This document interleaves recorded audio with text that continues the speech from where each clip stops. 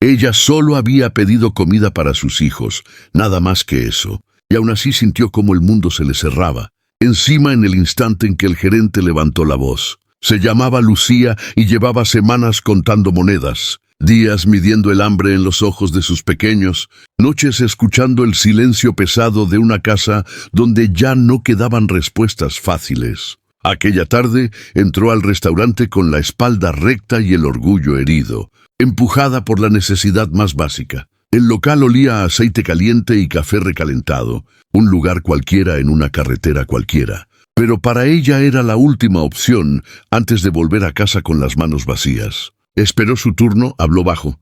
Explicó que no pedía dinero. Solo algo que hubiera sobrado.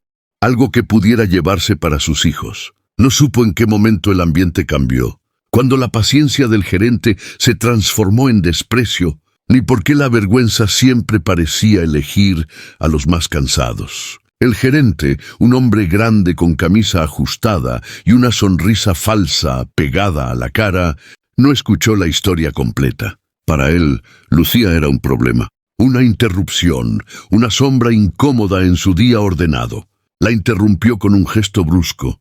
Le dijo que se fuera, que no era una organización benéfica. Los clientes miraron de reojo, algunos con incomodidad, otros con curiosidad. Lucía intentó explicarse de nuevo.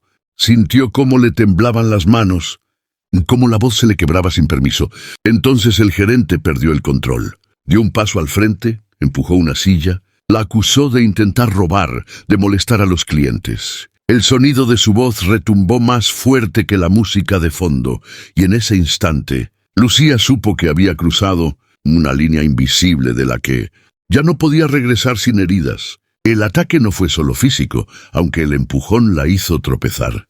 Fue una avalancha de palabras, de humillación pública, de ese tipo de violencia que deja marcas que no se ven. Lucía cayó de rodillas, más por el cansancio que por el golpe, y sintió el calor subirle al rostro. Pensó en sus hijos, en cómo les explicaría otra noche sin cena, y se preguntó en qué momento pedir ayuda se había convertido en un crimen. El gerente seguía gritando, amenazando con llamar a la policía, y la puerta del restaurante se abrió, de golpe con el sonido del viento de la carretera, entrando como un suspiro largo. Primero fue el ruido de los motores, grave y profundo, como un trueno que no anunciaba tormenta sino presencia. Luego las siluetas, chaquetas de cuero, cascos brillando bajo el sol que se colaba por los ventanales. Los bikers entraron sin prisa uno tras otro, ocupando el espacio con una calma que imponía respeto. No eran fantasmas ni héroes de película. Eran hombres y mujeres curtidos por el asfalto, con ojos atentos y gestos medidos. El gerente se quedó en silencio por un segundo, sorprendido por la interrupción inesperada, y Lucía levantó la vista sin entender aún qué estaba pasando. El líder del grupo, un hombre de barba canosa y mirada serena, se acercó despacio. No levantó la voz ni mostró los puños. Simplemente preguntó qué estaba ocurriendo. El gerente intentó justificarse. Habló de reglas, de seguridad, de orden, pero cada palabra sonaba más hueca que la anterior. Los bikers no se movían, escuchaban, y en ese silencio había más autoridad que en todos los gritos del gerente juntos. Uno de ellos ayudó a Lucía a ponerse de pie. Le ofreció una servilleta para limpiarse las manos. Le preguntó su nombre. Ese gesto pequeño, humano, fue el primero que la hizo sentir visible en horas. El líder volvió a hablar, con voz firme pero tranquila, y dijo algo simple: que nadie debería ser tratado así por pedir comida para sus hijos. Recordó que la dignidad no se negocia y que la fuerza no siempre se muestra con golpes. El gerente, rojo de rabia y miedo, amenazó de nuevo con llamar a la policía, pero sus palabras ya no tenían peso. Los clientes empezaron a murmurar, algunos asentían, otros evitaban mirar. El aire del restaurante se había vuelto denso, cargado de una tensión que no necesitaba violencia para sentirse peligrosa. Lucía sentía el corazón desbocado. No sabía quiénes eran esas personas ni por qué habían decidido intervenir, pero algo en su presencia le devolvía el equilibrio. El líder pidió al gerente que se disculpara, no por él, sino por ella y por todos los que habían sido tratados como menos. El gerente se negó al principio, orgulloso, testarudo, pero al ver que nadie lo apoyaba, que incluso sus empleados lo miraban con desaprobación, su postura se aflojó. Murmuró una disculpa que sonó más a rendición que a arrepentimiento. Antes de irse, uno de los bikers habló con la cocina. Salieron con bolsas de comida caliente, suficiente para una familia. Lucía las tomó con cuidado, como si fueran frágiles, y sintió un nudo en la garganta que no supo desatar con palabras. Dio las gracias una y otra vez, y el líder le dijo que no tenía que agradecer lo que debería ser normal. Cuando los bikers se marcharon, el rugido de los motores se perdió en la carretera, dejando atrás un restaurante distinto, un silencio reflexivo y una mujer que había aprendido, a la fuerza, que la ayuda a veces llega de los lugares más inesperados. Esa noche, Lucía volvió a casa con las bolsas aún tibias y una historia que no sabía cómo contar. Sus hijos la recibieron con abrazos y risas al ver la comida, sin preguntar de dónde venía, sin juzgar.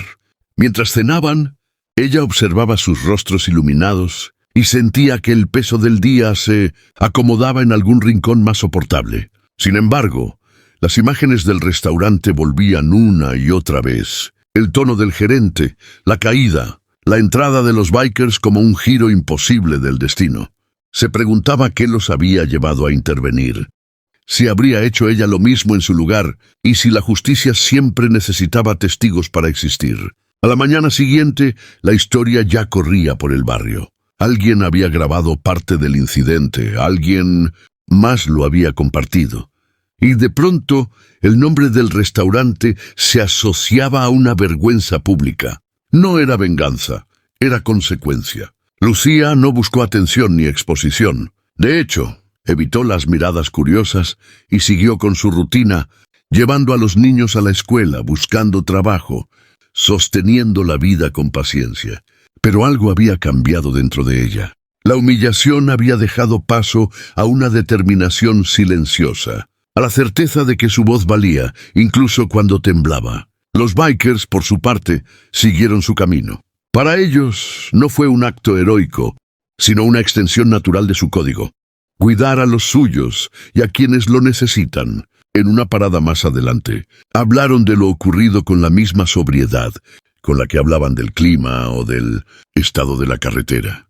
Sabían que el mundo no se arregla con una sola intervención, pero también que cada gesto suma.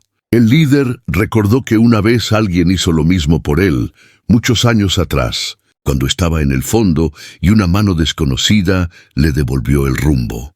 El restaurante enfrentó consecuencias. La empresa revisó el incidente, el gerente fue suspendido y se implementaron cambios que, aunque tardíos, eran necesarios. No por miedo a la opinión pública, sino porque la dignidad no puede ser opcional. Algunos clientes dejaron de ir.